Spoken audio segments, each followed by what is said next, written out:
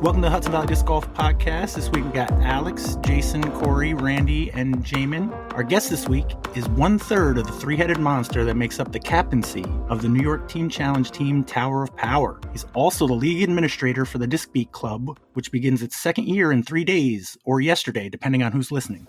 A PDGA member since 2022 with 4 career wins. Thanks for joining us, Kevin Kroencke. Thank you very much for having me. It's an honor to be here. Thanks for coming on. And how did you first discover disc golf? So my first exposure to disc golf was actually browsing through a Facebook feed of a bunch of old friends of mine from a Met chat board. She was from Long Island, where I grew up. She plays Ultimate, but she had on her Facebook feed the Philo shot. The Albatross? The dead around the corner, no way in the world you seen the basket, anything like that. And it was the first time I had ever seen a shot like that. And I sat there and I'm like, I'm calling bullshit.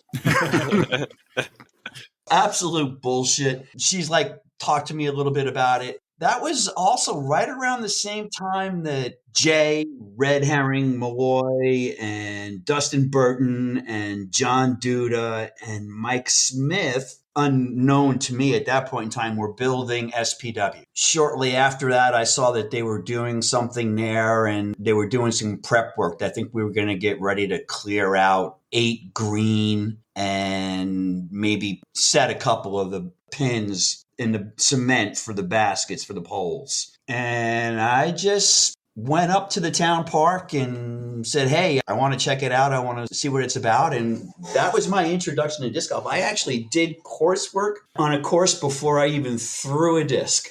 That's awesome. Nice. It's good karma. You know, there's other people that have thrown discs and still haven't done any coursework. I would argue many people. Good job, Kevin, for flipping the script. Yep. So that was my introduction. We did a couple of coursework things, I think, and then Jay posted up something on the doubles page or the page that he had going on for the course. And I knew the park well before the disc golf course. My son ran cross country in it when he went to school here. I actually was on the town recreation committee at one point in time when I first moved here. So I was aware of the course from then. So Jay posted like, we're going to head up to SPW and play some random dubs. Anybody's welcome to come up and play. And it was Father's Day of 2021. So I said to my wife, hey, I'm going to go up to the park and I'm going to, these guys invited anybody that wants to come up and play. And they've asked me to come up and play before. So I'm going to go up and play around and see what it's like. So it was Mike Smith, Jay Malloy, myself, and Matt, whose last name I won't use. So Matt was my OG partner, my very first partner ever playing disc golf. And I think we managed to hang with Mike and Jay, despite myself. Did you have any discs at this point? I'm trying to remember, Pat, if I actually had discs, because I had gone out a couple of times with Jay or whatever, and I'd thrown some discs. So like Jay gave me some recommendations as to, discs to get. He's like, get a putter, get a mid-range, and get like a kind of a driver. He's like, get a DX Leopard, get a mid-range, and get a putter. And I think he may have even said, like, get an XT Nova or something like that to start. So my first 3 discs ever were DX Leopard. My favorite disc to this day, a 2021 Ledgestone Crystal Flex Sparkle Buzz. And then the XT Nova was my original putter. Those were my first 3 discs. And I played with them for a while until I thought I knew what I was doing and started getting the bug and buying all kinds of different discs, whatever. And plus discs that guys lent me and, like, here, try this disc, try that discs and stuff like that. So I kind of settled in on those discs, though, however, when first starting. Are there any other courses nearby other than SPW? Yeah, their stature is like only another 15 minutes past Stephen P., just up the hill. And Colonial Acres was around at that point in time as well. And that's like another 15 or 20 minutes from us, in Glenmont. And J Park is really only 20 minutes. Yeah, I think like SPW is like my next closest place. As well as CPS. I was at CPS today playing. In fact, the first couple of weeks of year 2 for disc beat, I'm probably just going to move over to CPS for a while. So when you said you started out doing coursework, was it playable to a degree at that point or not yet? Might have been buckets at that point in time, Pat. In some spots, they were still clearing some fairways out and clearing out some stuff. But by, I want to say like late December of 2021, and we had kind of a really mild late fall that year, we were putting in tee pads there. It preceded that by about a year and a half, maybe almost, at least maybe a year. My recollection is that Jay and Dustin and John started working and looking initially layouts for lines like in late fall of 2020. And when I started getting involved was like late spring, early summer of 21. So there's a bit of history. I mean, Jay would be the person to really give you the deep background on that for the history of the course from that point. But from that point on, pretty much, I guess I've been involved in helping out as much as I can in the course because I really enjoy it. Going back just for a minute, because you said that your first putter was a Nova? XT Nova. What do you putt with now? So I am strictly inner core, which is Trash Panda. I'm waiting for the day that I can like really switch over my bag to, I don't know, the buzz is going to be really, really hard to give up. But now imagine Trash Panda comes out with like a second generation buzz, which they make by only melting down old buzzes. In the recycling program. Hey, Corey, don't you think that I'm not going to bring that up to Jesse and Kyle in the Discord chat? Start grinding up old buzzes, turning into plastic pellets, and turning new buzzes. So what's the deal with Trash Panda? So Trash Panda, Jesse's whole thing is grow the sport sustainably. And his ideal is to recycle discs into discs, or get to the point where he almost wants to put himself out of business. He's creating this business of taking plastic, and specifically plastic from discs themselves, regrinding them, reusing them, and putting them back into the game so that you're not constantly adding more plastic and petroleum products and everything into the world. And it harkens back to my growing up, I guess, in the late 60s and early 70s in the original Earth Day. With this sport and with this game being outside in the environment, in different parks and everything. You know, I'm crazy. I mean, my ideal disc golf course would probably be on a Caribbean beach somewhere. Not Jay Park. Come on. Not Jay Park, but, you know, just enjoying that. So, and I've always kind of been outdoors when I did anything in athletics. When I was growing up, I ran track in high school. I ran track in college. I ran when I was in the service. I ran when I got out of the service, went back to college. I ran road races competitively until I was probably late 30s, early 40s. And then my knees and everything just gave out on it. So is that a local company, Trash Panda? Do you know the guy personally, or? It's headquarters in Denver. Oh, okay. They have 2 PDGA approved discs on the market, a third one that's been approved, and hopefully sometime this month, the tier 3 patrons will be prototype testers, such as myself, will be getting the Ozone, which was a disc or not disc question recently. January 8th, 2024. Correct. And I think it was was the first disc approved in 2024 for the PDGA.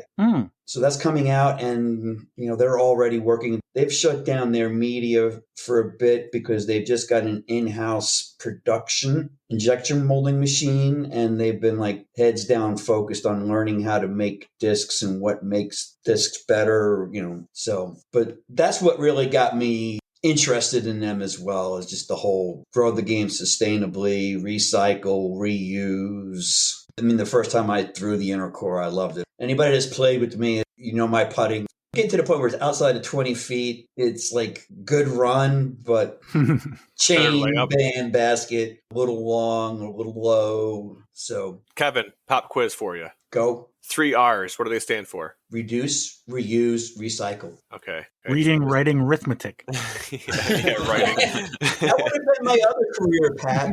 All right, good job, I will Pat. say Trash Panda, the Ozone, the Dune, and the Inner Core, all three have been in Disc or No Disc at some point. In fact, Ozone, I think, was a question before they had the disc, and I brought it back once they came with the disc. Trash Panda, keeping the Hudson Valley Disc Golf podcast alive, even not directly. Not at one disc a year. Come on, Trash Panda. Get with the naming. They're working. Do you guys have any leagues at SPW? Oh, yeah. So right around that same time, they decided to start a Friday night Dubs League. So Mike Smith started it. He was the OG for Friday night Dubs at Wallace. I think it was the only night that there wasn't a Dubs League or two during the week.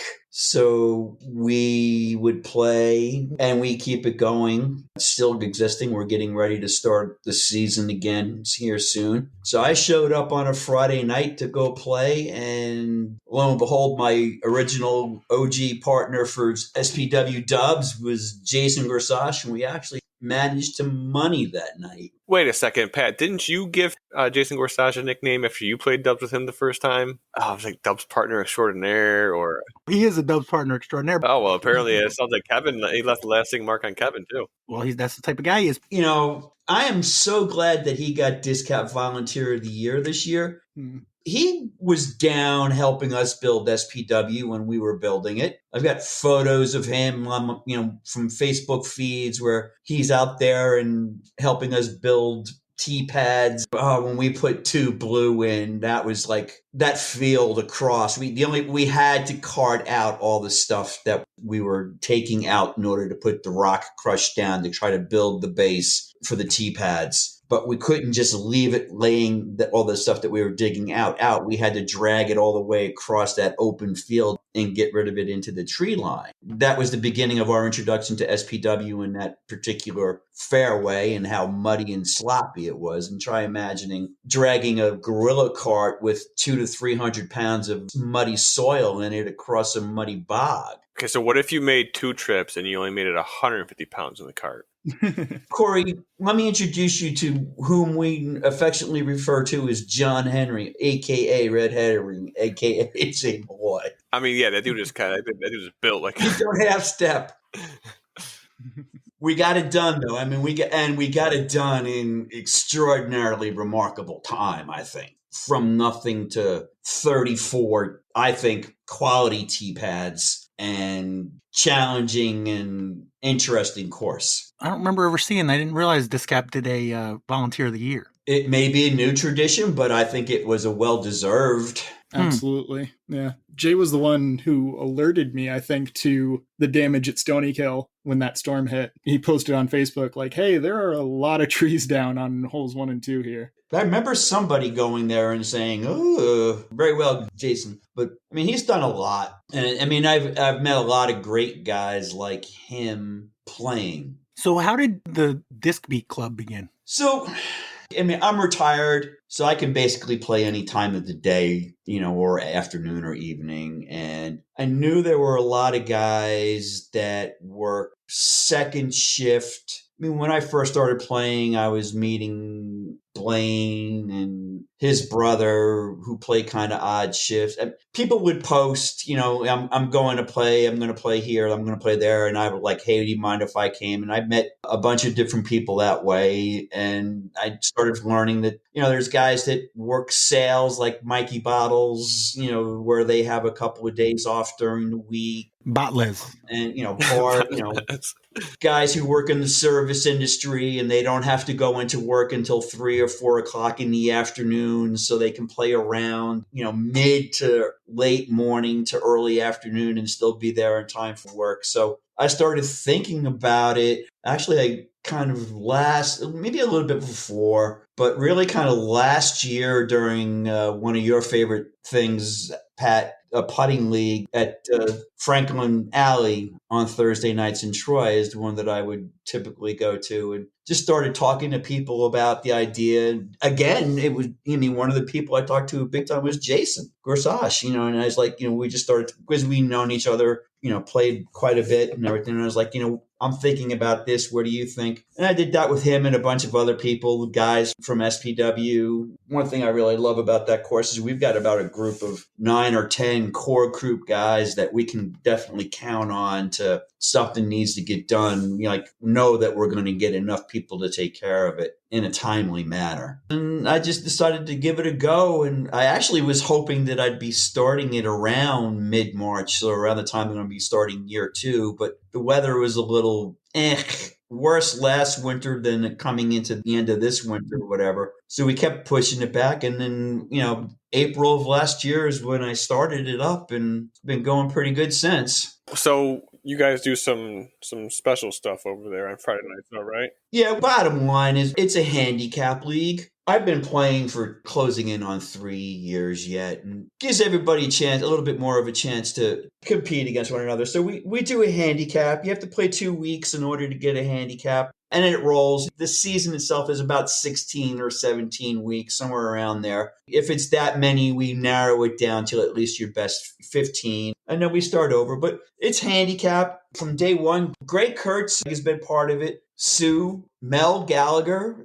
has been another one. Mark Stryker, some of the old OG DisCap people. I know Mel's husband was Can you only use that term because you're old yourself, Kevin? I'm old, Corey. I have listen, but Satchel Paige once said, age is mind over matter. If you don't mind, it doesn't matter. Sure, yeah, I can get behind that. And it sure as hell beats the alternative. So if 68 is old, I'll accept it. Along with my 68, on an 18-hole disc golf course. I make no bones about it. I had a great round going, and it turned into an average Kevin round today, and ended up shooting +8 thanks to 14 and 15. In a good way or a bad way on 14 and 15? In a bad way.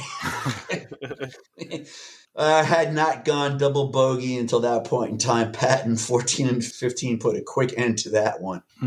But I'm out there having fun. That's the most important thing to me. I mean, sure, I'm competitive, and the handicap league gives me that opportunity to be a little bit more competitive. That's all. In the grand scheme of things, Greg Kurtz and I are 9 months age difference. Am I ever going to get as good as Greg Kurtz playing disc golf? Hell no. Wait, is he older or younger? He is 9 months older than I am. All right, good to know. 9 months older. But he's been playing. He's been playing for like 50 years. Playing for longer than I've been alive. Definitely longer than Alex been alive. Yeah, for sure. Alex, are you the youngest one here? Pretty sure. How old are you? I'm 28. Oh, okay. Baby, just a baby. Yeah. Jeez. We had any 20-somethings on here. Oh, I'm hip. You got to reach all the generations, all the mediums there, Pat, I think we got all the generations. We're a little focused in one area. I don't know if any of these guys are actually in the Hudson Valley. I can see it from my house. I think I Jason's can probably see good that too. River. Well, there you go. So this coming Thursday is the first week of the new season. Correct. Is it going to be season 4? Yeah, when I hear you say that every week when you do this week in disc golf, I'm like, geez, can I come up with a better? So I don't know. I'm like year 2. Mm-hmm. When I started this, I was doing seasons, I think, and then part 1 and part 2 and this, that. Yeah, no, you figure it out as you go, kind of, and then adjust accordingly. I think it was Todd Martin. I was talking to him, and he's like, yeah, I was on, season 2, episode 37, part 2. And I was like, oh, yeah, I got to get rid of that. And just the strict numbering system. Like the next day, I think I went home and just started from 1 and just said, screw it. Yeah. The issue is a matter of, as I say, we keep it to like a stretch or a season as we've defined it in the past year. It's 16 or 17 weeks. So then in order to distinguish it in disc golf scene, I need to kind of then recreate the league again. I haven't figured out a way where you can kind of just cut it off and reset it in disc golf scene. So that's the thing I'm trying to figure out at this point in time is how to address that again. So right now I'm just going to go with year 2. And then maybe if it's, I'll have to do year 2, 2.1 or 2.2 or something. I just wish that I could get Disc Golf Scene or UDisc to incorporate handicap leagues into the scoring. It would work for me too, because I'll name, was it Bridgeport Thursday handicap, and I just name the winner because it doesn't adjust for handicap. Yeah, you said UDisc won't adjust for handicap, so I have to take, and it often happens while we're right there in a part, and I input the data into from UDisc, take that, input it into Disc Golf Scene and the scores for the league, and then save it, generate it, and then put in. So in order to be able to come up with the final results, based on the handicaps. So I just wish that UDisc would roll in the handicap league into their stuff. Right now, they said that's on their horizon and not something for in the near future. Going back to the Disc Beat Club, you started doing tags for that?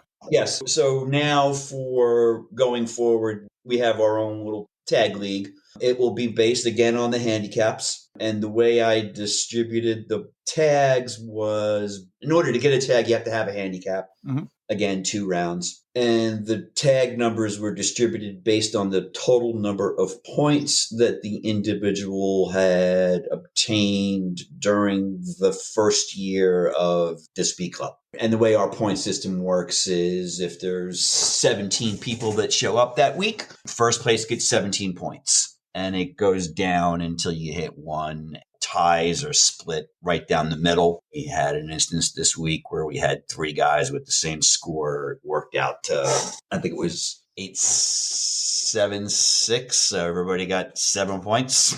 So Kurtz was number 1 point leader for the season, for the year. So he took the 1 tag. I took 2 tag. Derek Stasinski took 3. And then Mel Gallagher is Ben's wife is 4. Mark is 5. Ben Pickering is 6. Again, a lot of people who are retired or work service jobs, managing bars, managing other businesses, sales, stuff like that. That's who basically Disc Beat is. Sparky Anderson would come up a lot during the season when he is... Sparky Anderson, the former Detroit coach? I'm not sorry. I always call Sparky Spaulding. I don't know, for whatever reason, I always want to call. He does kind of look like Sparky Anderson. There's 60 different individual people that have played at least a round in Disc Beat over the first, 11 months. Mm-hmm. What I'm calling the first year, which was 11 months or so. We've got an international member. One of Jay Malloy's other hobbies or things is he plays crokinole. I learned about that a few episodes ago. Jay was the one who got Jeff hooked.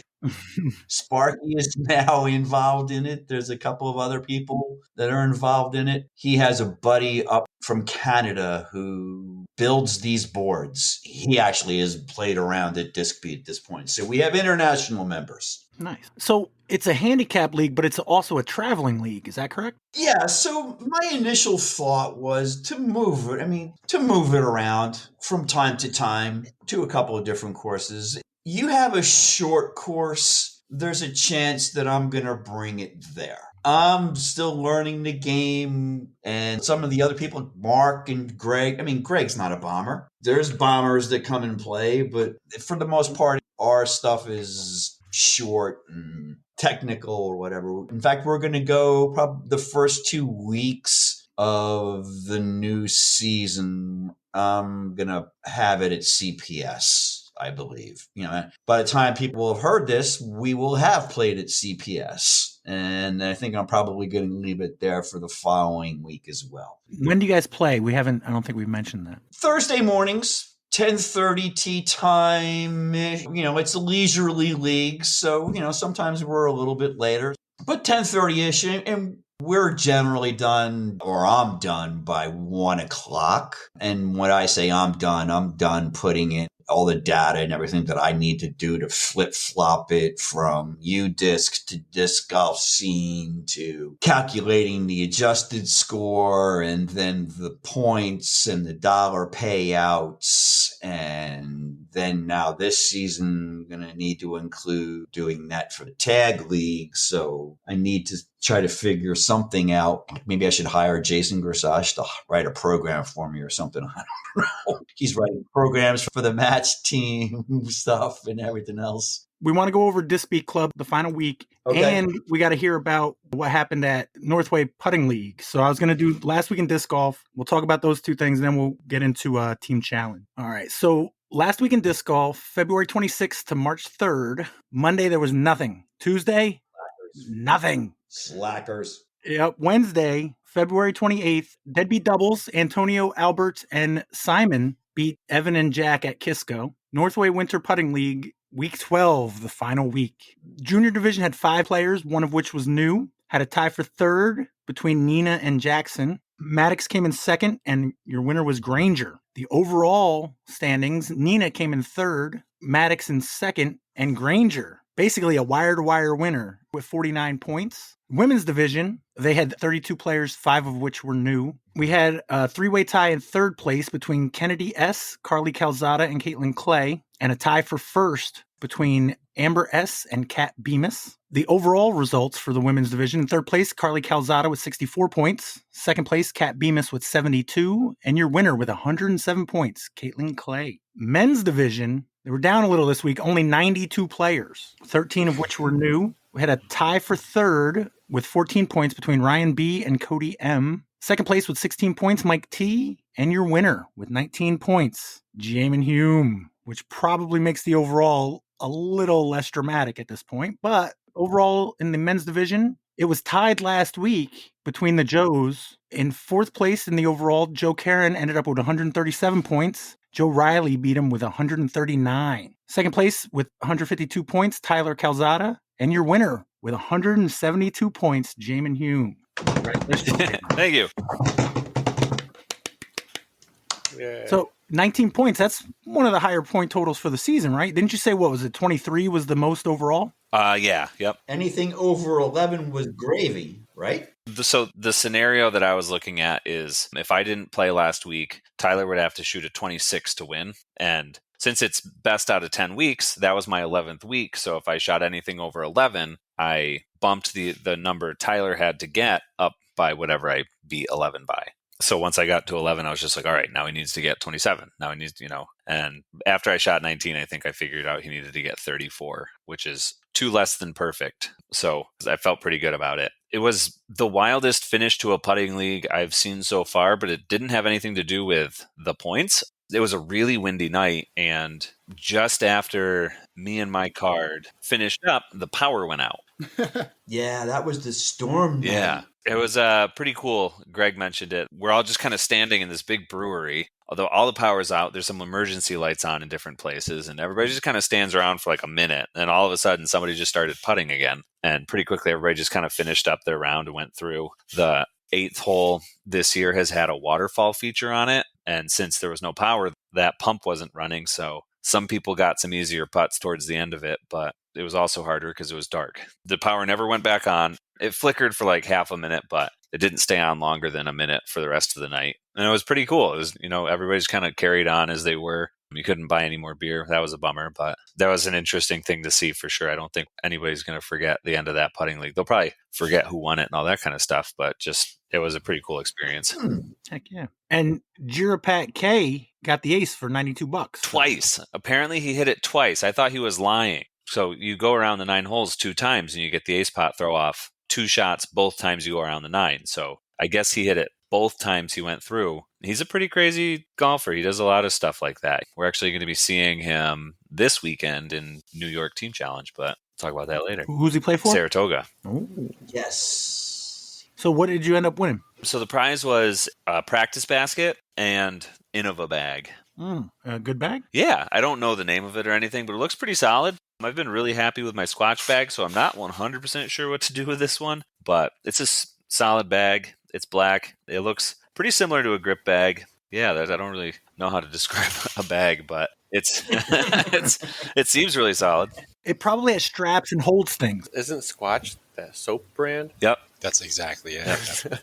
Yeah, same guys. Yeah, crazy. Got a soap bag? Got to diversify.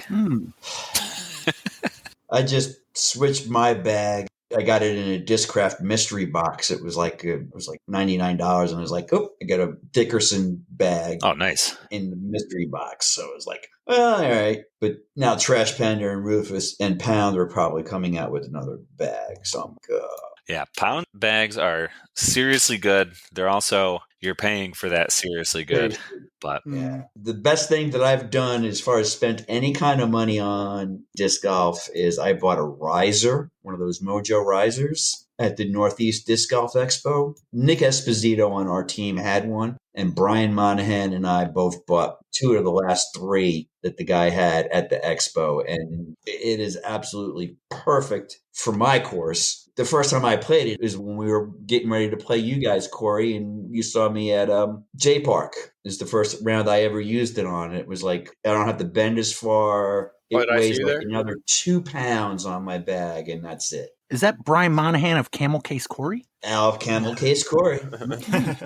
And what was the other one? They won Wild Wild West, I think, Dubs, and did they just win Ice Bowl? I think also. Something about that sounds familiar. You looked at the MA3 Dubs cards, it was like a member from Tower of Power on all but one card, I think. And at least it was like one member on 5 out of the 6 cards in the group. Our motto is we come to play. Not necessarily win, but we come to play.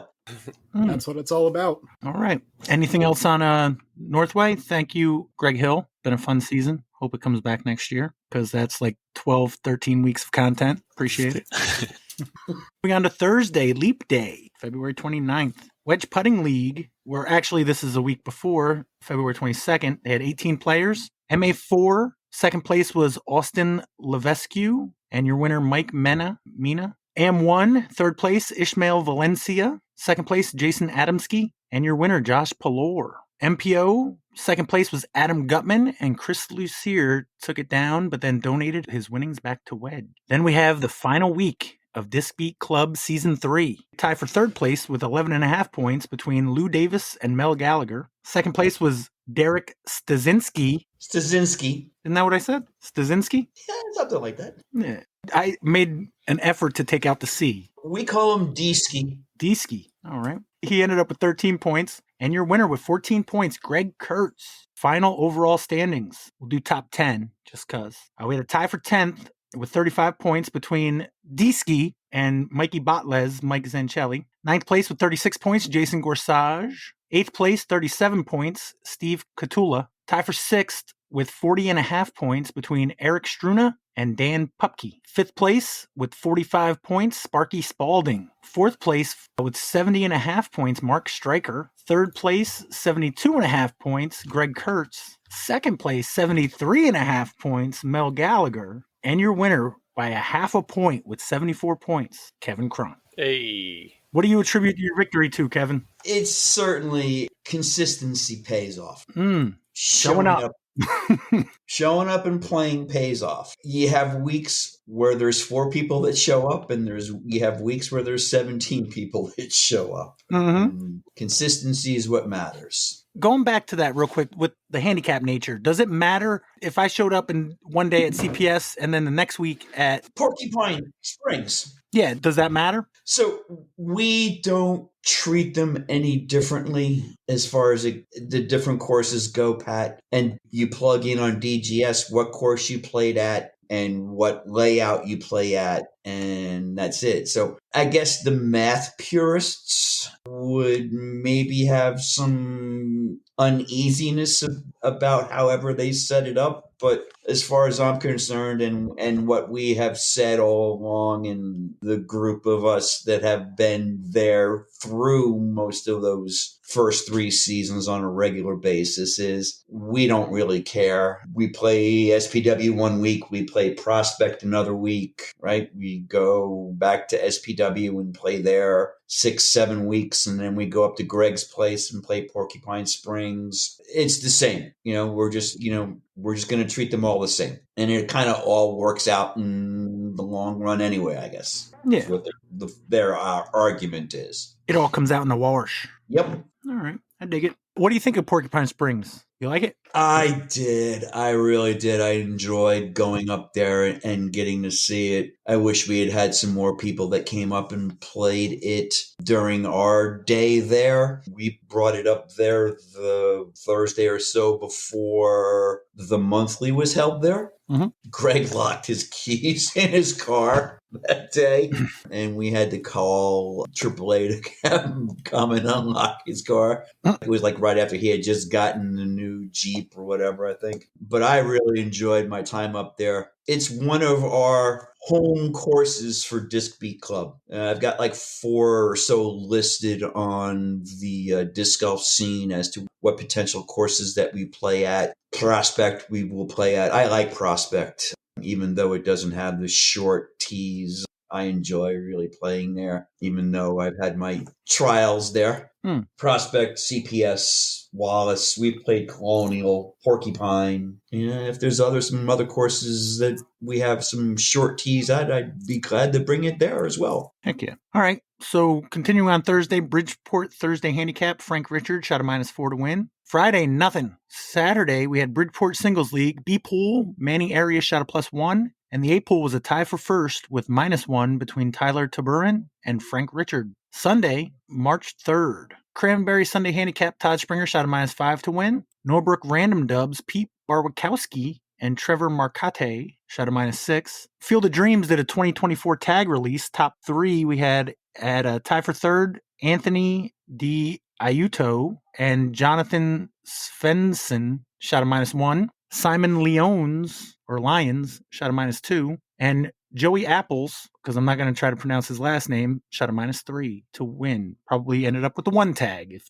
I had to guess. Wedge 2024 Winter League Week 7, run by Josh Hafner, though I think he had a fill-in this week. I'm not sure who, but Mixed Amateur 2 had a tie for second between Matt Strickrod and Robert Bennett. Mike Warner shot a 62 to win MA2. Women's Amateur 1, Heather Asselmeyer came in second to Sherry Purdy. Mixed Amateur 1, Ian McCartney shot a 62, came in third place. John Garb shot a 60 for second, and Thomas Selez won it with a 59. And Mixed Pro Open, tie for second between Tim Moyer and Nick Terralavoro. They both shot a 60, and Matt P shot a 54 at Kisco on the longs, I believe they played. Discap Sunday tags at Blatnick had a tie for first in the whites, which was the amateur division. Todd Lawrence, Robert Gerstmann, and Daryl Menton all shot -4 in the AM division. And in the blues, the pro division, 2023 Hudson Valley Disc Golf Podcast Co-Player of the Year, Tucker Kozlowski, shot a -6. Nice. I was going to do a Discap tag update, but for time purposes, we will not be doing that. I'll try to do that next week. Before we get to Team Challenge, I just wanted to point out Skip Ace this week, not for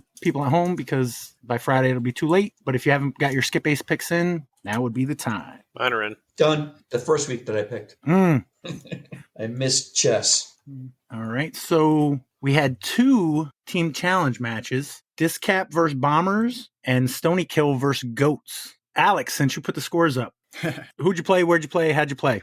So we played the Goats at Stonykillers. It was our last regular season match of the season. And if we won it, then we locked ourselves in for finals. Or I guess technically there were a couple of situations that could have happened if we won and some other people lost and weird things happened. We could have had some tiebreakers to deal with, but due to, I want to say 3 matches from D-Pool were playing all on Saturday or Sunday. And it worked out that if we won, we were good. So going into singles, things looked pretty good for the most part as far as matchups went. I played reasonably, nothing too fancy, but I felt good about how I played at least, which is not something I can say every Team Challenge match. I made sure to get my putting practice in, and I think that definitely helped. Played with Sam on our squad. One of the captains, Jason, was playing against Sam, and I was playing against Max. Both really nice guys, both good players. But we were able to take down both of our matches, so that was awesome. Heck yeah. How was your match, Randy? I had a fun opening match. I played against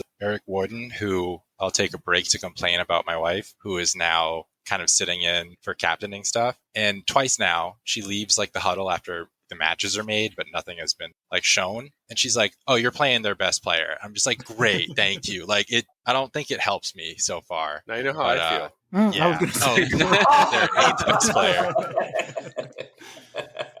But no, I had a fun match, hit a bunch of trees, let them take like 3 points on me, and then I managed to push the match by hitting less trees right near the end. So it was a fun one. So you guys were up 14-4 after singles. So not that it was a foregone conclusion, but Alex, you do the math. How many did you need to win in the second round to clinch it? 2 wins in doubles would force a playoff. 3 would be, the straight up win. Out of 9. Out of 9. Yeah. Okay. So Randy, how'd your second match go? Second played out kind of as it should have. I'm with Tyler. We're pretty relaxed, and our opponents were good. And, I think we were still tied up after 9 holes. And then we took a few on the back 9 on some of the harder holes, and then just held that for the rest of the match. We were the first ones done. So we saw, we had done the math of the whole, 2 or 3 need to win, and everybody's rolling in, lots of thumbs up. We're writing everything down. So everybody's in except the ladies, and Stonykillers have won every single matchup. So I text Kat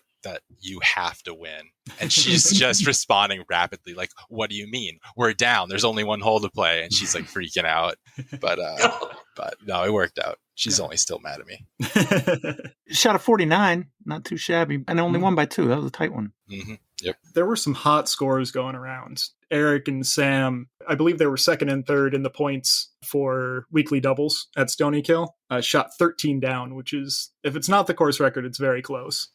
Yeah, Sam is an absolute ringer at Stonykillers. Like, me and Tyler should be shooting the hot round, and he beats us every time at home matches. Yeah, it's why I took him as my partner most of the time. What about your match? I ended up playing with my mom. Oh, heck yeah. Yep, because I wanted to win. Mm-hmm. You got to have a winner pots on the team. Fair enough. Yeah, right? So we were playing against the other mixed card, and Eleanor was one of their captains. But yeah, as usual, very nice people, but we kind of shot smoothly. Anytime I was off course, my mom was right on line. So yeah, feeling good. When you're playing with your mom, what's the thought process? Like, does she always go first? Do you have any kind of system? We didn't really have a system, but with this one, we did have her go first for pretty much all of them. And if she was in a great spot, then I could go for something, silly or aggressive. And if she was a little bit off, then maybe I'd take a little bit off and try and go a little safer. But she was on pretty much every time. So I got to just play without thinking too much. It's always nice. The other team went down pretty early. So we just kind of had to stay steady. And that always makes it a lot easier, because if you're up, you don't feel like you need to make aggressive plays. And when you're down, you feel like you do. And then, you're bound to mess up 1 or 2 aggressive plays, and they're down by a little bit more. And it just keeps cycling that way.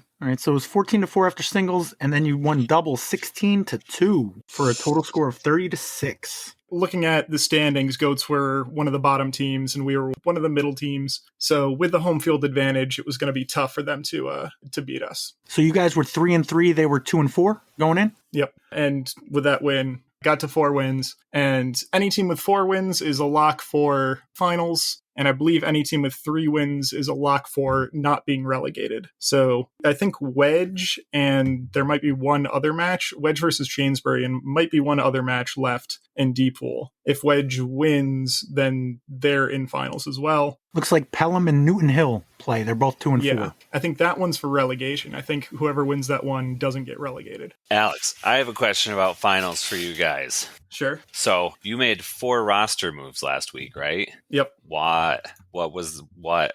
I've thought about this more, and I was like, wait a second. So for everybody, you're only allowed 5 roster moves a year. Whoa. Yeah. So in New York Team Challenge, attendance is much more rewarded, I guess. There's a lot tighter line for penalty strokes, meaning that if you bring a few less people than max, you start getting penalized. In New England, you can bring 7 people less than your maximum and not get penalized. Yeah, with much bigger teams, bigger chances for overall there. So yeah, we're definitely going to be, I don't want to say limping into finals, because the people that we have that can play are, strong players. But yeah, we've got 16 guys and 3 girls who can play. So we need pretty much everybody. Yeah, that's not a big margin for error. And I know that none of the people on this podcast are the ones that made that decision, but do you have any idea why? I'm very confused as to why that decision was made, I guess. You know what I mean? Yeah. The thought was, if we didn't do something relatively drastic for the wedge match, it wasn't going to matter, because if we didn't win that one, we weren't making finals anyway. Mm-hmm. And we knew a good chunk, if not everybody who had played 3 matches. You need 3 matches to play finals. We knew they were all committed and wanted to play finals if we made it. All right. So, All right. I was just like, the more I thought about it, I was like, whoa, this makes less and less sense to me. But, hey, if finals is your destination and that's the only thing that matters to you, I guess I could see it. But yeah. It's one less thing to worry about. Yeah. You don't have to worry about the relegation part of it, I guess. Yeah, that's fair. Yeah. Yeah, no, I was just wondering. I'm interested to see future repercussions that come from that. I'm wondering what the returning player percentage is calculated on, whether it's all of the players who played throughout the entire year or if it's just the people on your roster at the end of the year. I'm not sure on that one. Huh? So with this, because there are so many different pools, they don't want one team, racing up to C pool or something and then dropping 80% of their team for some other team to make it so that they don't have to go through the play-in pool and go through all the other pools. So to prevent that, you need to have 50% of your players at least return from one year to the next. I'm not sure what the repercussions are if you don't pull back 50%. You go to play-in pool. You just go straight to play-in pool. Okay. Yeah, not that's a rough one. Whoa. Yeah, the reason is because there are teams in the A, B, and C pools who have dissolved over time. And when they do that, if this rule wasn't in effect, they could say, hey, we're leaving, but, we're a team from New Hampshire and there's this other team in the E pool. Hey, guys, you just want to be us now and take our moniker? So, yeah. Especially with how difficult it is to get out of the playing pool at this point. Yeah. Right.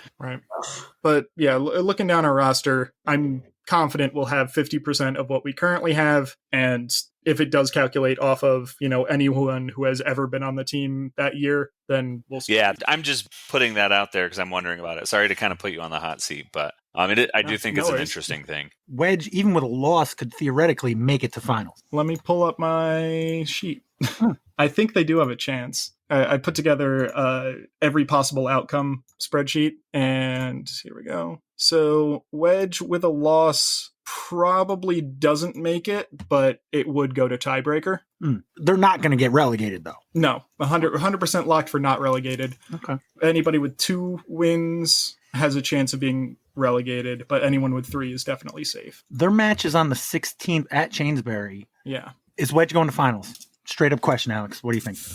Is Wedge going to finals? Thinking about their home course, I would say they would have more of an advantage at a longer, more open course, and Chainsbury is anything but a long and open. So I don't want to be, negative, but if I had to guess, I'd say no. Okay. Jaimen, I know you don't put your mind in D-pool a lot, but what are your thoughts? Is Wedge going to finals? I think Wedge has a chance to. They're a pretty solid team at Chainsbury, but Wedge has played there a lot. I think they're pretty comfortable there. I don't know. I think they've got a chance. I'm going to be rooting for them. I would love to see them there. I'd love to see them up in the C pool. But like Alex said, the ultimate would be if Stonykillers, Wedge both make it to finals and both somehow, I don't know if they Nancy Kerrigan team tank or whatever they do, they end up both moving up and then they're in C pool with you guys, right? Yeah, it would make our drives shorter. Unfortunately, with a loss, because Newton Hill and Pelham both have really good points percentage for the tiebreaker, I think they'd have to win something like 37 out of 40 points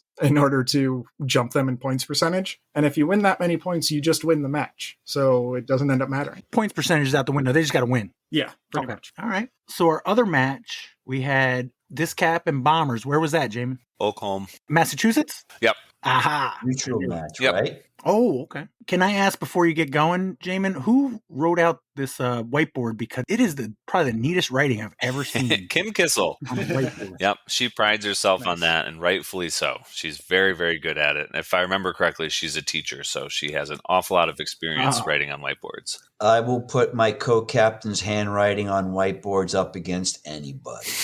Which one is that? Is that your co-captain or your co-co-captain? Kevin, can you be more specific? That would be the second third of the 3-headed captain, Mr. EMP Evan Parsley. Oh. I had a feeling you were going to say him. I wish I knew how many rounds he had played in tag matches. I want him to smash 77. I want him to obliterate it. EMP and Struna made me a bag towel with Rocky the Flying Squirrel on it, commemorating my 77 rounds for bag tag last year for DisCap. Well, Evan Parsley's already got 14. I'm telling you, man, I want him to freaking blow 77 out of the water. The challenge is out there. He's got to catch up to a couple of guys already. Heck yeah. So, Jaimen, is this your last match of the year, like regular season match? Or do you have another? We've got one more. Okay. So, DisCap Bombers at Oakholm. How'd it go?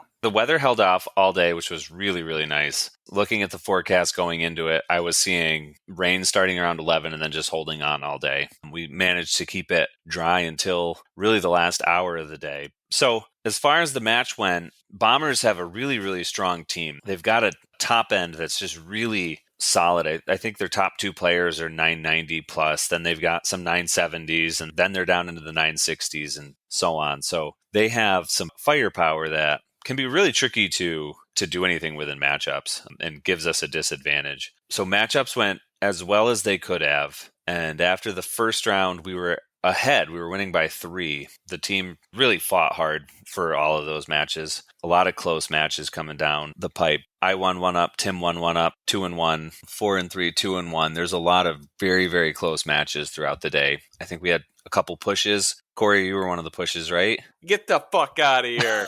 Oh, I'm sorry. No, that was not a slight. I actually thought you were. Oh. I don't know why. No, I took on This their is top New guy. England Team Challenge, Jaimen, not New York Team Challenge. Oh, that's How many right. times I got to tell people? There's like multiple people in the parking lot after I won my singles match. They're like, "Oh, you finally got one." I'm like, "No, that's a New York Team Challenge thing. I've won in New England before." I'm gonna get you a T-shirt that says "That's a New York Team Challenge thing." Yeah. I love I'm it. in on it, Jaimen.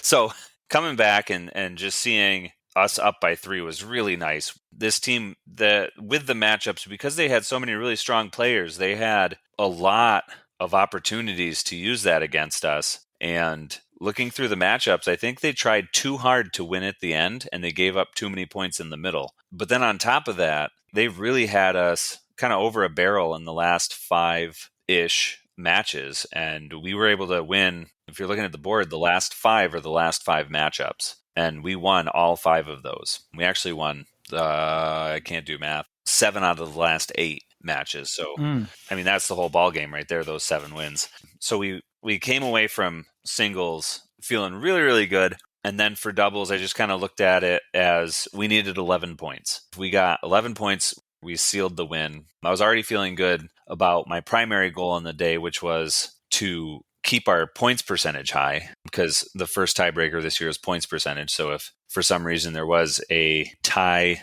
in the record between some of the teams, having the strongest points percentage would keep us out of any annoying situations. But doubles did not quite go as we had hoped. I felt pretty good coming off of my match with a win. And then there was just a couple key matchups that didn't quite go our way. And it all came down to one doubles match, which was Noah Cronin and Mark. I don't know what his last name is. It's like Facebook name's Mark Anthony, but I don't think that's his actual name. Quick pause real quick. Go ahead. Why do Italians with the name Mark and the middle name of Anthony always feel the need to make their Facebook names Mark Anthony? You know how many Mark Anthonys there are on Facebook? I know 3 of them. Like three of my closest Mark friends are all Mark Anthony on Facebook, and I have a hard time discerning which one's which. Huh. I mean, I assume they're referring You to need the to know. historical figure. Well, all I can say, Corey, is beware of the Ides of March. All right. His name is Mark de Blasio. Oh, that's why he doesn't put his last name on there. Okay. Okay, Mark Anthony. We'll stick with that one. Yeah. It's easier. So on our team on that playoff, it was Parker Cerrone and Chris Dahl. So they were tied at Strong 44. As they were starting the playoff, it was becoming very apparent that that was for either the tie or the win. So if Noah and Mark won, the Bombers won. And if Chris and Parker won, we went into a playoff. So I start planning for the playoff, trying to figure out what we're going to be doing in that situation, who's going to be playing, all that kind of stuff. But the playoff begins. It took probably 45 minutes. It felt like an eternity. Just the course we were playing is fairly short and very birdieable. It started on hole 2. Everybody birdied it. Hole 3, everybody birdied it. Hole 4, everybody birdied it. 5, everybody birdied it. 6, everybody parred it. Then on hole 7, finally... It was hole 8 they ended on. Shit, all the holes look the same. There's... Yeah, 6 was the hard. Oh, right. 3. That was a short guy. Yeah, hole 6 is like a 160-foot hole with one tree in the way. That's hole 7. Thank you. All right, hole 7 is...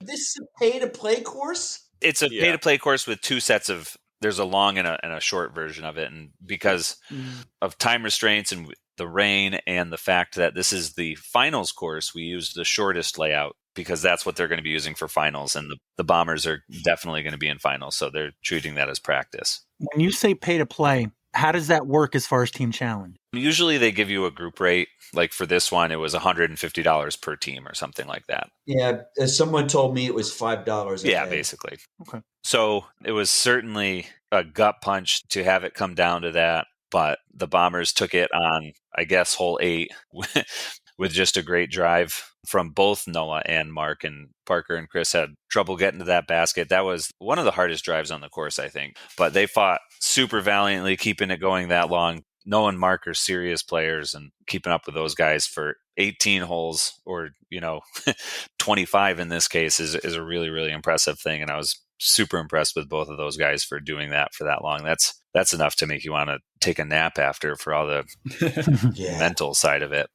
While you're still in the playoff thing, during that whole time, I didn't get back when their playoff started. And when it did, a huge crowd had gathered like behind the players, a lot of the Bombers team. But there was a few of us. One of the Bombers players was actually live recording it on the New England Team Challenge live updates page, one of the New England pages on Facebook, and was following the card. So there was a group of us hanging down by Tournament Central, I guess you could say. We all had our phones out watching how it was transpiring, which was kind of nice because he was kind of playing catch cam. Like he was down by the basket filming. And on hole 8, where the playoff ended, Parker and Chris had not great drives and were short off the tee after the other 2 guys were circle's edge or 25 feet. And I think Chris throws a shot and literally almost puts it in the basket twice. He flashes chains, barely misses it to push the play off. And then the disc actually hits the ground or a rock or something nearby and almost tries to hop back into the chains right there. So it was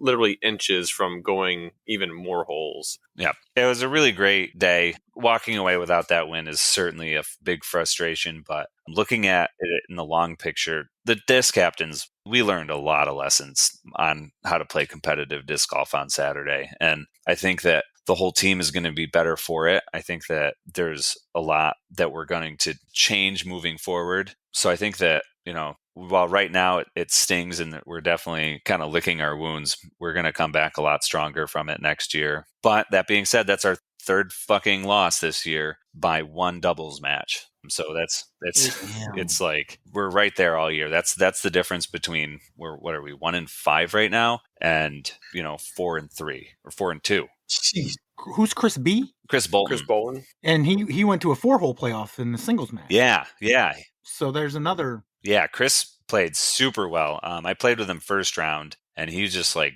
dominated the guy he was playing. He only beat him 3-2, but like he was ahead the entire time. He only won 3-2 because he stopped trying and just kind of like coasted after a while. But then the guy that Chris pushed into a playoff in his singles match in the doubles round is somebody that absolutely shellacked Jasan first round. Jasan was on his heels about it. He said that he was really impressed with him. He said that the guy shot like 12 under. So yeah, Chris had a really strong showing that day. But one other thing that I thought was really cool as just watching players grow and get better is as I was trying to figure out what I was going to do for the playoffs, I was playing well that day. And so I was going to put myself as one of the players, but a playoff is usually a doubles thing. So I was trying to figure out who my partner was going to be for it. And just kind of going down the list, Tim is always a solid choice for a playoff, but he hadn't played super well that doubles round. So he was kind of out of it. And then I saw that Kyle and Corey had shot a 41, which is 14 under. So I told Kyle, I said, hey, Kyle, I think, it's going to be you and me for the playoff if we tie this thing. And he's like, nope, it's not. It's going to be Corey. Corey, Kyle very openly admitted that Corey carried him that round and was making all the shots and making huge putts the entire day. So I was fully prepared to go into a playoff with Corey, which was for me as somebody who's scary. No, I was somebody who's seen Corey grow. There's definitely that part of me going, well, what if Kyle's wrong? But but trusting him and trusting that Corey had done that, and that's a pretty cool thing to have. Yeah, Kyle told me to not drink any beers while we were waiting because Jaimen might need you to do a playoff. And then... So how's that impact you, Corey, when you're playing? I can't even imagine any of this, all right, guys? I mean, we're happy when we get pushes. Put it this way, Kevin. I was more proud to hear that last 10 seconds of Jaimen than if my dad said that I was finally not a disappointment to him. Not saying that my dad would say that, but I'm just saying hypothetically if I was in that kind of position where I've disappointed my dad a lot in my life. Thanks, Jaimen. No problem. We got to cut that out. I was just really happy when Tim Goyette came back from freaking J Park and dragging Corey in. I let him win that one. I'm trying to actually push for the meme of not winning any matches. It'd be funnier. How many matches you got left for New York? I think 2. 2? Okay. Yeah. You guys haven't played your neutral yet? No, they've got We're us. the only one. Us and Burbine are the only 2 that have played a neutral match so far. Well, because you got them done early, and there's no point in doing them in the middle. Duh! And dumb me, looking at a roster or charter from before we joined the league, did not realize that I didn't need to have 15-3 when we played Burbine, and went and scrambled and got some extra guys to fill in my roster, and then 2 of us ended up sitting both rounds. Well, I mean, it's a learning curve. It's a learning curve. It's duh, my own stupidity. Yeah, I'm I can't even imagine being in these situations where James is talking about who am I going to put in finals and playoffs. And I couldn't probably play another round at the end of 36 on a Saturday afternoon. Believe me, after Kyle mentioned that or Jimmy mentioned that, I had to make sure that I didn't sit down. I'm okay, and then it kind of started becoming more of a thing. Wow, this playoff's really going, and wow, Chris and Parker could win this at any moment. Does anyone want to toss a glitch around? I don't want to disappoint Jaimen if he actually picks me. I didn't sit down at all. I didn't drink a beer. So, Corey, what about your matches? Yeah, so I played singles. Me and Troy Vasari went out with a couple of cool dudes. Justin and Dan. Yeah, Justin had a nickname that I don't remember his last name. His last name is Hef, yeah. So, cool dudes. The guy I played against, Hef, he was a consumer of the herbs, and I never know. The devil's lettuce? Yeah, I never know how it's going to go. Same thing when a guy cracks a beer first thing in the beginning. Is he one of those superhumans that is going to crush bowls or beers and just slay the course, or is it gonna eat at him and he's just gonna blow it? Well, obviously he was the best player on their team. Yeah, that's what concerned me. I'm if this guy's smoking now, he's probably eating. It's like his spinach. Popeye, yeah. I am what I am. Yeah, so I think Troy and my round kind of went good for both of us. I think we were both up the entire time. There's a couple times where we were losing a couple strokes to the other guys, and we thought, maybe we're slipping. But it was a pretty chill card. We both came out with wins. Normally I would talk about the spread at this point, but since it was a neutral match, there was no spread. But there was a food truck there that sold wraps. Is that normally there, or did somebody set that up? Do you know? I think they normally have a food truck lined up for this place. They have a brewery in there that they sell shit. Okay. I didn't go in and buy anything. Super good beer. I'm drinking one right now. Oh yeah. I mean, I heard that from I ran into Harry and Josh Weinstock. Oh, Weinstock! I was at the line at the food truck, and Weinstock come out with 2 bottles. It was half of J Park was at SPW Friday afternoon. What are you drinking? Right now, I'm drinking just a normal lager, but I got a 4-pack of their IPA and just kind of traded out with what other people had. This one is called Tractor Beer, spelled Bier. That's their lager. Their IPA was called Slate Roof. What's the name of the brewery? Oakholm. Oh, because that's where you were at. Oak, the tree, and then HOLM. I didn't get a chance to go in the brewery, and I'm a little bummed out, but it looked really cool from the outside. I do want to get back there. I'm hoping they do some tournaments this summer. Real quick, Jaimen, you mentioned you play with Brian Bickersmith. I think you said that, right? I don't think I did say that, or I might have said it quick, but yeah, I did want to mention that. I've now played with Brian Bickersmith twice this year, which is double last year already. BB. So that's 1 week with Corey. Yeah, I did play with him on. Oh, we did not play Friday, but we did play on Sunday. But that's probably 1 day with Corey and BB. 1 day does feel like 2 days. Yeah. Oh, it was a lot of fun. Me and Brian made a pretty good doubles team that day. Heck yeah! So Corey, your match? Yeah. Oh yeah. So after I fueled up on my shepherd's pie wrap that I paid $16 for at this food truck, I went into the doubles round after Kyle mentioned that we were probably going to be partners, which is cool because me and Kyle can banter a lot, but it makes it pretty enjoyable. We have fun together. And I'm pretty sure Jaimen put us up against their top guys, which I don't know if they are actually their top guys, but at least one of the guys really thought he was their top guy. Like, well, wait, wasn't Justin H their top guy? Well, they have a couple guys tied at the top. Justin H and Zach and Ethan. Yeah, like about 8 probably. Yeah, so a lot of the guys, some from our team too, but a lot of the people on their team were super pissed that we were not playing the long tees. So I think going into round 2, a lot of these guys that are like big arm throwers but can't tame it down for a lot of the short shots that there were already kind of dejected by playing the shorts. Kyle and I think, put up the second hottest score of the doubles round. I think there was one card on their team that got us by 1 stroke. They threw a 40 and we threw a 41. The 40 was against Jason and Troy. Oh yeah, Owen and Ryan. Yep. Yeah. If it wasn't Jason, I would have mentioned it. I'm sorry. Go ahead, Corey. I didn't mean to interrupt. One of the guys we played was also super pissed that he lost to Tim Giardini. So when he was like, I lost to some guy named Tim, some old guy named Tim, I'm like, yeah, I can see that happening. Me too. Yep. Yeah, so Kyle and I shot first on every shot, and I played pretty well in singles, but I think I really dialed it up during the doubles round. A lot of the holes are shorter, so I was kind of throwing the same disc throughout the entire day, and I was just kind of pretty dialed on getting close to the basket. But then also, for whatever reason, I don't know what I ate or what I did, I was just draining everything inside the circle. And one clutch putt from like 45 feet on a tough birdie hole. I mean, I did call you one of Jaimen's guns last week. I feel like I get a little... Yeah. And I think it was shepherd's pie you said you were eating. Yeah, I think, well, there was shepherd's pie, but there was also Uncrustables. Like Kyle is that and lamb? Versage brought Uncrustables. Shepherd's beef. pie could be... Yeah, I think it's generally beef. Then that's a cottage pie. Yeah.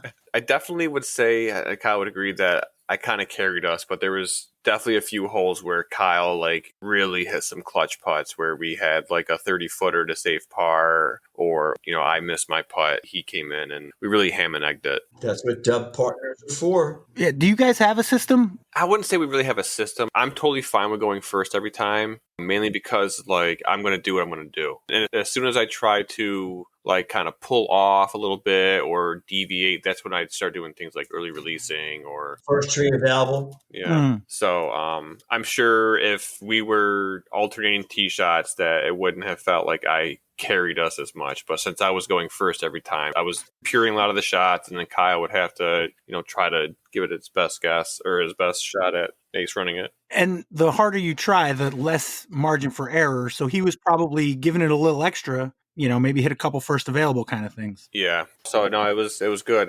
The rain came a little harder in round 2, you know, making the ground a little more sloppy. But like Jaimen said, we were expecting to go into that match and basically get rained on for most of the day. And I don't think I used one towel all day. Like it kind of like the whole dubs round, it kind of misted or sprinkled it a little bit. I did end up pulling my umbrella out, but I think we really dodged the bullet on the weather. It was warm and it didn't really rain nearly as much as it was supposed to. After the singles round when we were winning and how I was playing, I felt like we really had a strong chance of beating these guys. And especially, I don't know if Jaimen mentioned it, but I'm pretty sure they were the ones that like pushed to play the shorts and then were the biggest planers that we were playing the shorts because they started losing. And I thought that they just kind of served this to us, you know, a short course where, you know, a lot of our guys are, I wouldn't say a lot of our guys, but some of our guys are older and are just classic, like dialed in guys on the short game. Like Jason and Jaimen.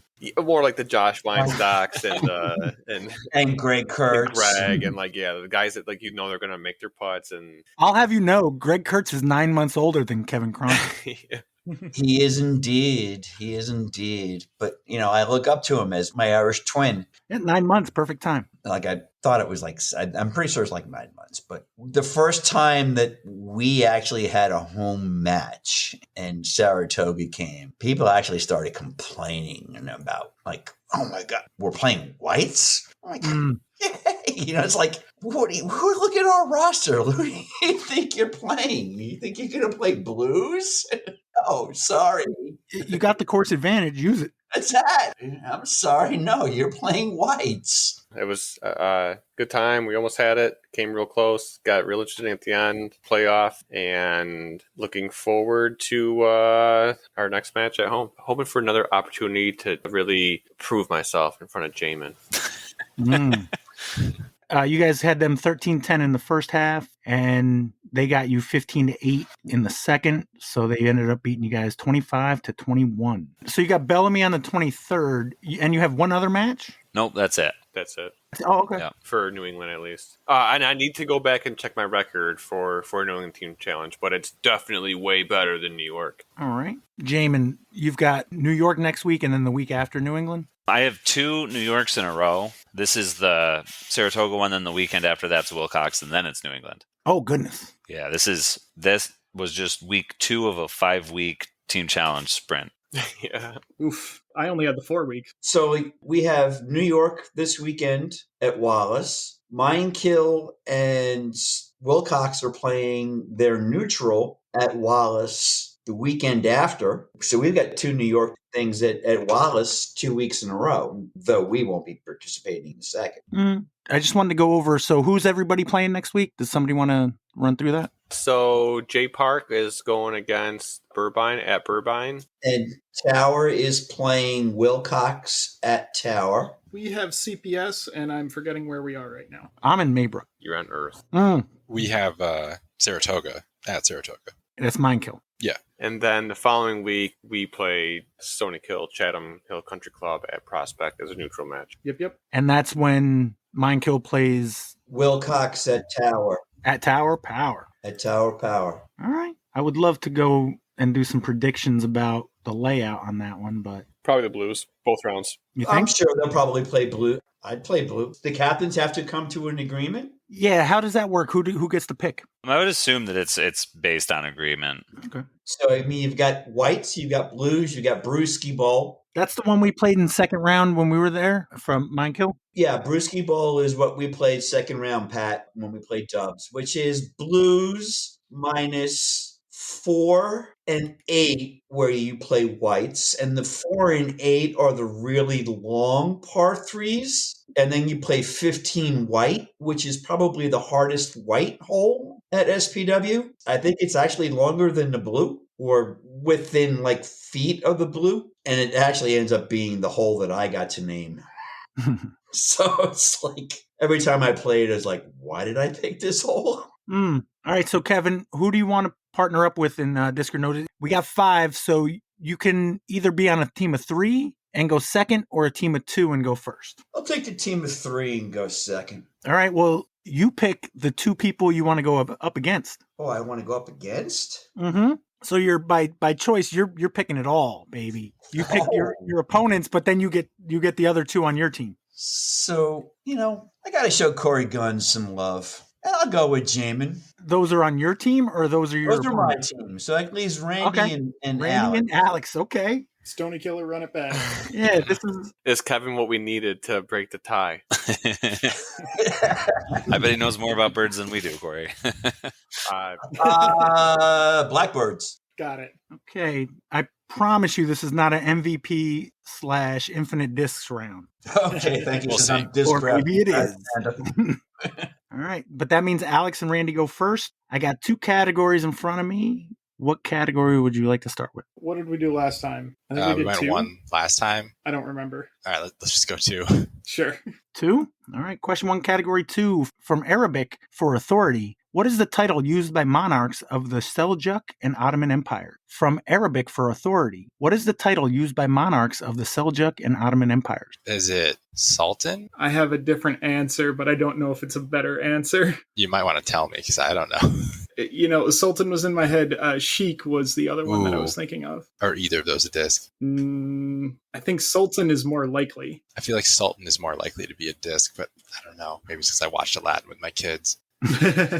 Yeah, I do think Sultan is more likely to be a disc, so I'm good with going with that. Alrighty. Sultan? Yep. Yeah. Is the Sultan a disc? Good call. Oh, man. Is It's the not an Sultan infinite a disc. Yeah, it's not West Side. I'm thinking no. I'll go with no, too. Sounds good. You are correct. Ooh, yeah. Nice. It was funny because I was like, oh, they're picking it because they think it's a disc.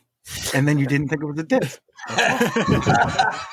It sounded the most like it could be a disc, but I decided it wasn't. Corey, Jaimen, and Kevin, what category would you like to choose? 1. They went 2? Yep. They went 2. Go 1. Go with that, Yep. Jaimen? All right, question 1, category 1. The name of what Chinese city became a verb describing how some pirate ships gain their sailors? The name of what Chinese city became a verb describing how some pirate ships gain their sailors? Shanghai. This is a Kevin question. I like it. Yep. You guys go with that? Mhm. Is the Shanghai a disc? Kevin, is it a Trash Panda disc? I got to lean on you two for this one. The Shanghai, because of course it is. Yeah, I agree with that. I'm good with it. All right, I'm sorry. No. Oh, are you freaking kidding me? Come on, Corey. Come on, man. Alex and Randy, what do you got? 1 or 2? I have no idea what the categories are, so I'm good either way. Yeah, same. I guess let's just stick with 2 for now. Sounds good. Stick with 2. Question 2, category 2. In the ancient Roman army, what officer commanded a group of about 100 soldiers out of the 6,000 men in a legion? In the ancient Roman army, what officer commanded a group of about 100 soldiers out of the 6,000 men in a legion? Is that a centurion? Ooh. Yeah, wait, what was the number? About 100. They watch over? Yeah, Centurion sounds awesome. I like that. You guys agree? Yep. Is the centurion a disc? That Is one that- is an infinite disc. Yeah, I was going to say, I so- was pretty sure it was an infinite disc. Yeah, we'll go with yes. But I told you this wasn't an infinite. July 10th, 2019. Put you guys up 4-1. Corey, Jaimen, and Kevin. I didn't know either of 2s, but I also didn't know Shanghai, but I still want to lean towards 1 because it sounds like a Kevin category, maybe. I say 1. There's an explanation behind the Shanghai, but I'll go with 1. He did it twice. You guys go with 1? Question 2, category 1. In 1993, a 51-day standoff between Branch Davidians and federal agents near what Texas city ended tragically with over 75 deaths? In 1993, a 51-day standoff between Branch Davidians and federal agents near what Texas city ended tragically with over 75 deaths? Waco. Is this the Waco, Kevin? That's my recollection. Or is it Ruby Ridge? I don't really recall Ruby Ridge in my database of knowledge. No, I'm just kidding. Jaimen, what's your answer? Jonestown. No, I'm just kidding. Wait, is that a real answer? Oh, I just wanted to throw some more confusion in there. No, it's Waco. Yeah. It's Waco. Waco. Jaimen's just drinking the Kool-Aid. Oh! Ooh. Is the Waco a disc? Is the Waco a disc? It sounds like such a bad disc. If it's a disc, it's got to be Mint or Lone Star, right? Nobody's gonna name a disc Waco, right? Yeah, I feel like that's like such like bad taste. Like That's everyone knows what very you're referring bad to, taste. Yeah. even if it is a town. I don't care what else they're known for. I wouldn't throw it. I wouldn't throw it because they don't come in Halo. So I'm going to say for that reason, no. Yeah, Corey, you got to do better than no. Hell no. Okay, yes, hell no. All right. Get that Hell no. mother effing Waco out my mother effing face. So you guys go with No, no? Pat. It's a no. Prodigy Discs, February 5th, 2024. Prodigy. This is why no one respects you. What the Recent. hell? 2024. That's all right. If there's one company that I'd label as tone deaf, it's Prodigy. Yeah. Oof. They're like, last year we sued an 18-year-old. Well, how are we going to follow this up, guys? Yeah, come on.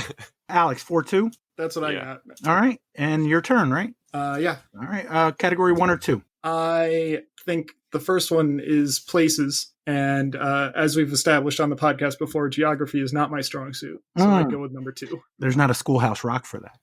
Exactly. You good with that, Randy? Oh, yeah. In 2001, Bulgaria elected as prime minister its former child monarch, Simeon Saxe-Coburg-Gotha, the only person now living to have held what royal title? In 2001, Bulgaria elected as prime minister its former child monarch, Simeon Saxe-Coburg-Gotha, the only person now living to have ever held what royal title? So he said this wasn't an infinite disc category, yet it's a czar, I believe. Tsar was what I was thinking. Yeah. You guys good with that? Yeah. Yeah. Is the Tsar a disc? Yeah, I can't tell you what day it was made, but yeah, it's an infinite disc. Infinite Discs, October 10th, 2022. Corey, Jaimen, Kevin, what category? I still vote 1. 1. Sounds good. All right, question 3, category 1. In what 2007 film did Elliot Page play a spunky high school junior whose friends called the Cautionary Whale? In what 2007 film did Elliot Page play a spunky high school junior whose friends called the Cautionary Whale? It's got to be Juno. That's one I can think of too. The last movie I saw in a theater was Star Wars, like 8. So if you guys are good with that, I'm down with Yeah, Yep. not Star Wars. I think the answer is Juno. it.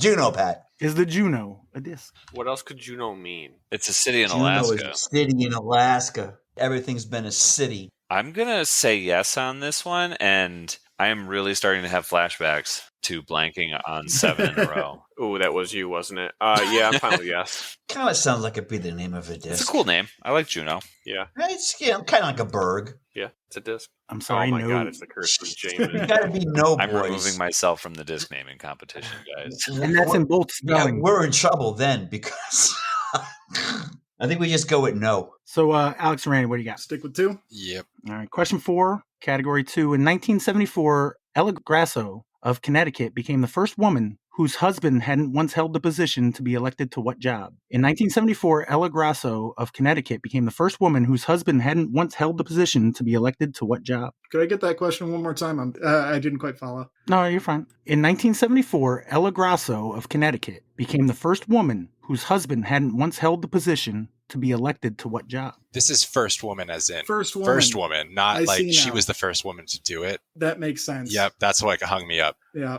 So she was a first woman, but her husband never held the position. She was a first woman, but her husband never held the... And the answer is the position. So we're thinking it's like president, right? Is the answer the position? Mhm. All right. Then, yeah, president would be the one to go with. You guys go with that? Yeah, why not? Yeah. What do you think, Corey, Jaimen, and Kevin? Really? It's a governor.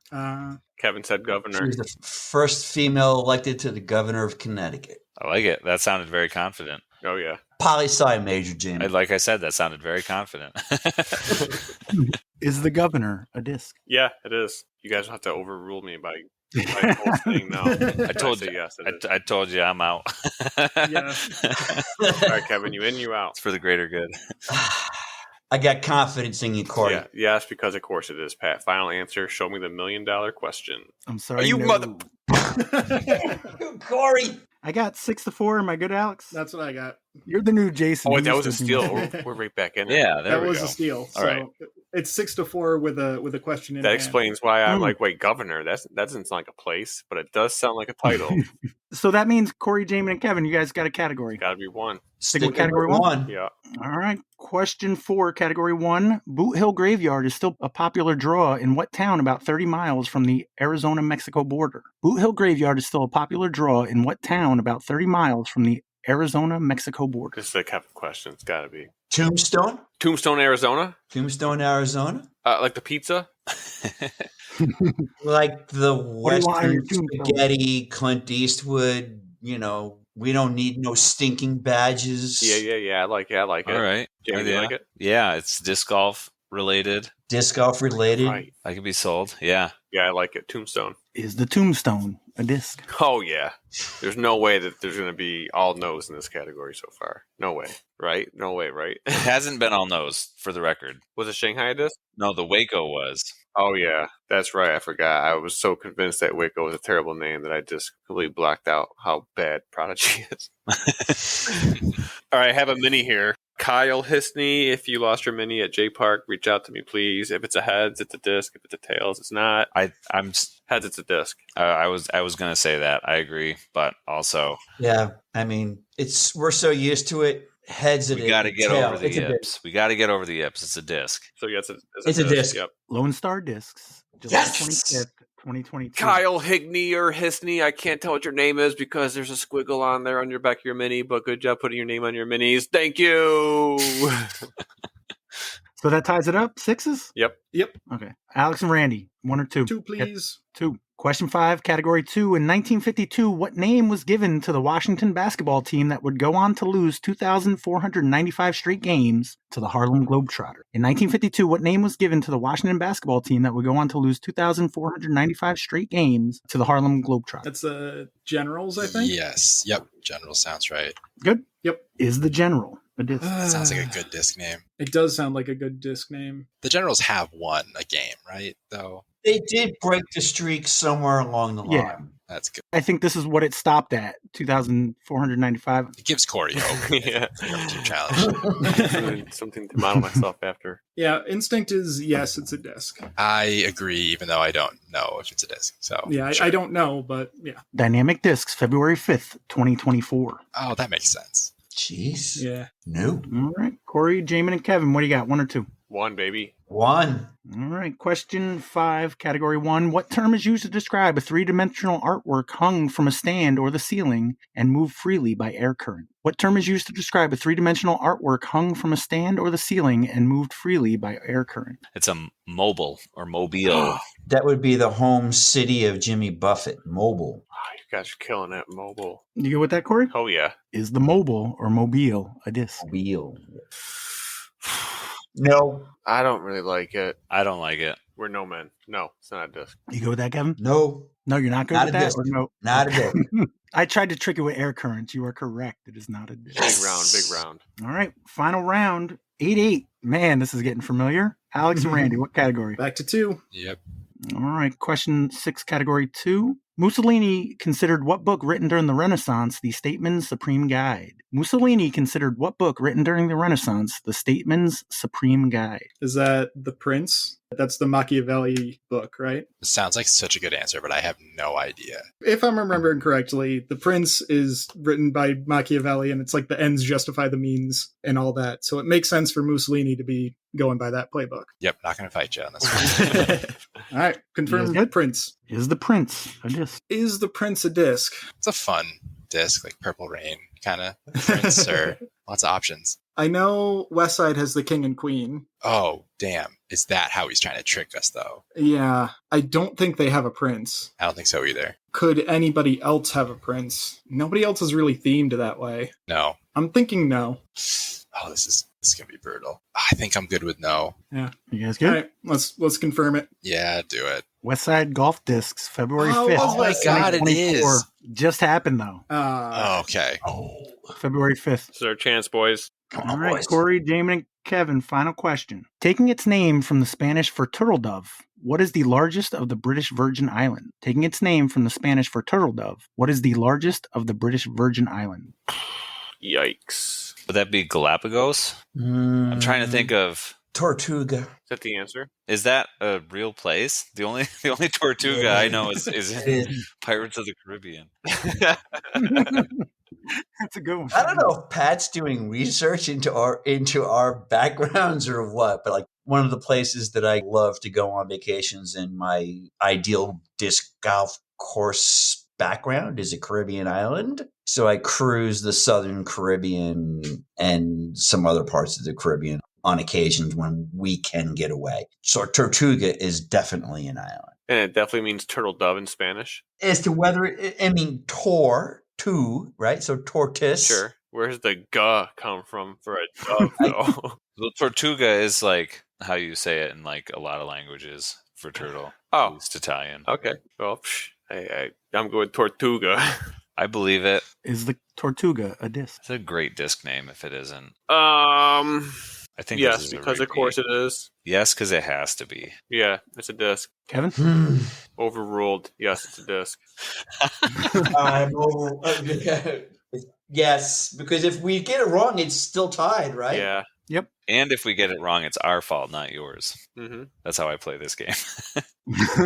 So yes, Pat, it's a disc. Rogue Iron, October 2nd, oh my God. 2023. Oh, virtual high fives, Corey. and All Jamie. we needed was a Kevin this whole time. That one steal, that was the difference. Yeah. Sorry, you guys were the last card in and you lost it for your team.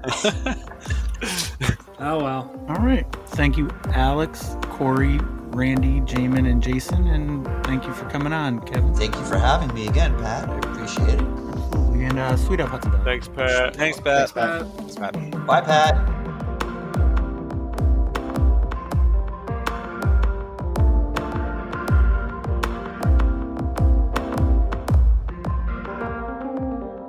At the end of last week, Jaimen was going to explain the Bernoulli effect, but it was getting really late, so we didn't get a chance. You said something about with a band, something? Oh, with the trumpet mouthpiece? Oh, there you Yeah, go. I'm not going to describe the Bernoulli effect. I think there are much more qualified people to do that. In case there are any trumpet players who are left with a cliffhanger, take a trumpet mouthpiece out and blow out the receiver end of it, so the opposite end that you normally blow into, and put a ping pong ball on it as you're blowing out. The ping pong ball will hover where it is rather than fly off like you'd expect it to. I don't understand the physics of it too much. I've been told it's the Bernoulli effect, but it's a really cool way to get trumpet players to use more air. Have you done it before? Oh, tons of times. Like probably 5 times a week. So is that a no? You have not done it before? What? No, I'm serious. I do it all the time. Okay, good. I'm a band teacher.